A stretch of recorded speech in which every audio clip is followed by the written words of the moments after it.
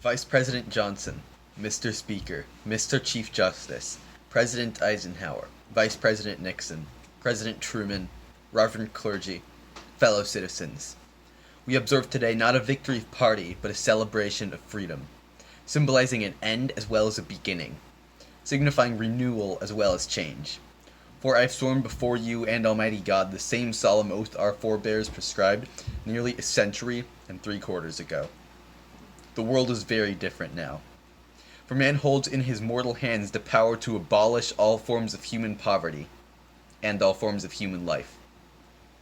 And yet the same revolutionary beliefs for which our forebears fought are still at issue around the globe. The belief that the rights of man come not from the generosity of the state, but from the hand of God. We dare not forget that today we are the heirs of that first revolution.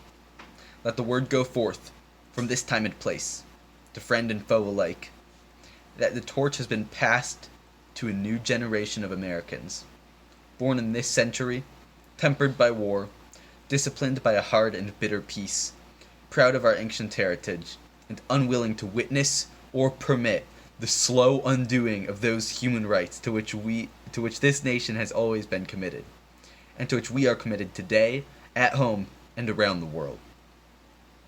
Let every nation know, whether it wishes us well or ill, that we shall pay any price, bear any burden, meet any hardship, support any friend, oppose any foe, to assure the survival and the success of liberty. This much we pledge, and more. To those old allies whose cultural and spiritual origins we share, we pledge the loyalty of faithful friends. United, there is little we cannot do, in a host of cooperative ventures. Divided, there is little we can do, for we dare not meet a powerful challenge at odds and split asunder. To those new states, whom we welcome to the ranks of the free, we pledge our word that one form of colonial control shall not have passed away to merely be replaced by a far more iron tyranny.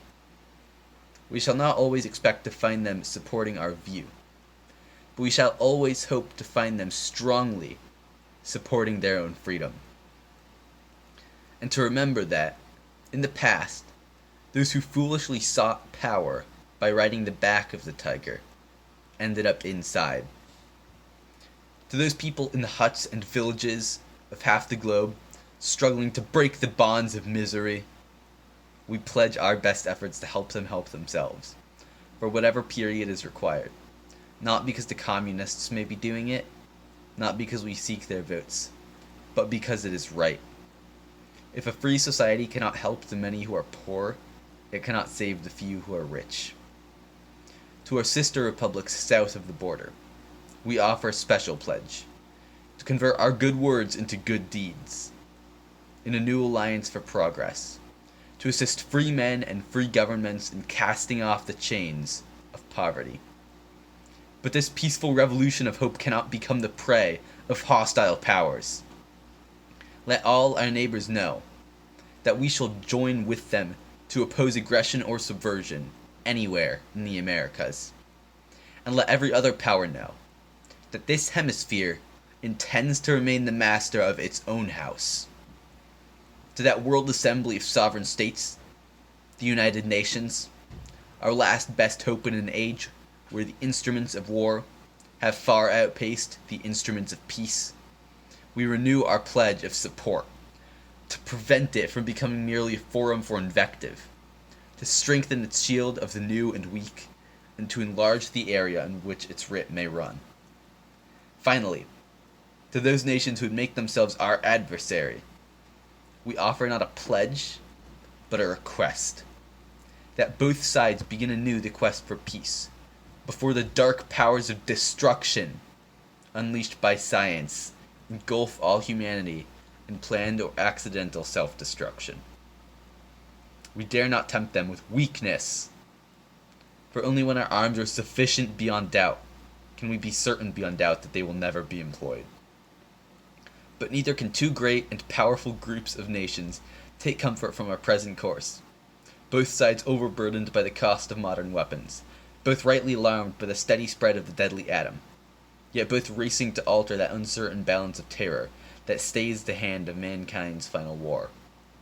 So let us begin anew, remembering on both sides that civility is not a sign of weakness, and sincerity is always subject to proof. Let us never negotiate out of fear, but let us never fear to negotiate.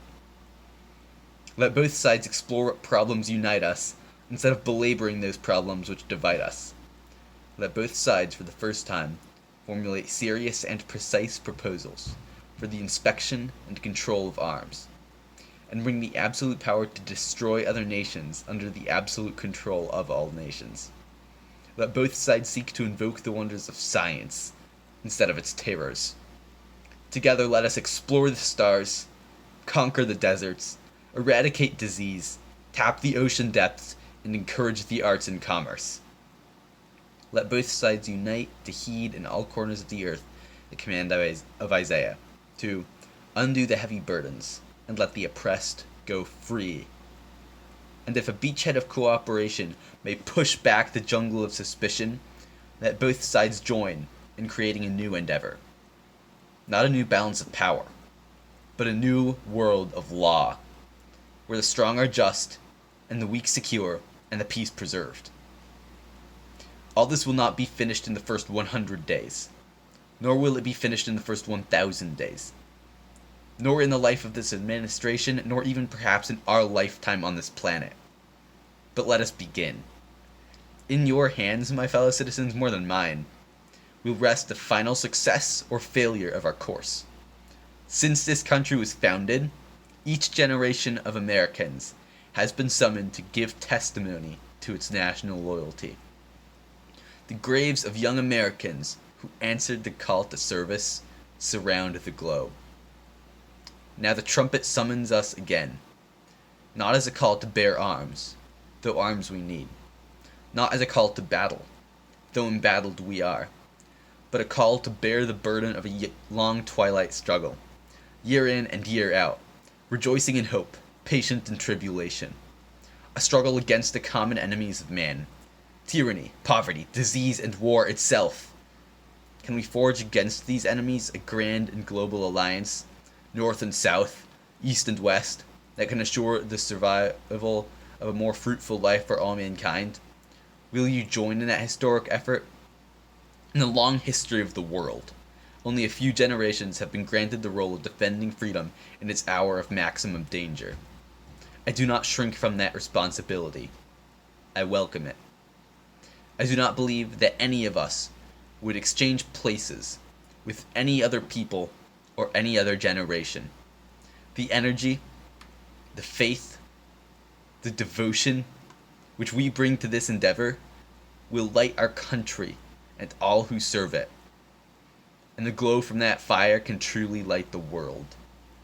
And so, my fellow Americans, ask not what your country can do for you. Ask what you can do for your country.